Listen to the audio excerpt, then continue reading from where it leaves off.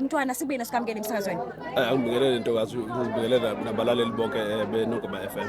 Mntwana uqophekile namhlanje umlando la khona sibone ugcotshwa ufungiswa ngokusemthethweni njengomdidiyeli wamabutho akwamandlakazi. Kusho ukuthini lokho kuwena kanti imaphi amazwi ongawabhekisa kumabutho akwamandlakazi uzoqala umsebenzi usuka manje kuya phambili? Kumlando ngempela ukuthi emva kwesikhathi ngingakazalwa kukhona abadidiyeli bamabutho akwamandlakazi kwase kuyama izinto kubeqala seqala ngami ukuthi ngumdidiyeli wamandlakazi.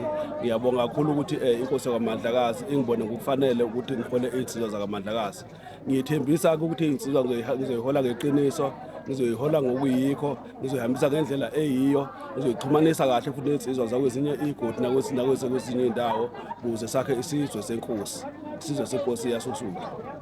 Mntwana siyabona ukuthi ke umhlahlandlela indlela yakhe isiqalile njengamanje ngiyabonakala ukuthi amabutho akwethembile. Siyazi ukuthi kuyaye kube nenqoshonqosho ikakhulukazi mawuzongena ehlalweni kanjena noma usophakathi ngenxa yemibanga ethile. Uthembisani kwisizwe ukwethembeka? Lokungazalwa nje mina ngithembekile wonke umuntu owahlangana nami uyangazi ukuthi umuntu onjani. So ngiyathembisa ukuthi ngiqhubekana nokwethembeka kwami, ngiqhubeke nokuthi ngikhande isizwe, ngikhande amabutho enkosi, isizwe sakwamandlakazi sikhule sephambili, isizwe vele sikhula ngayo intsha, sikhula ngaso insizwe. Sibonga kakhulu mntwana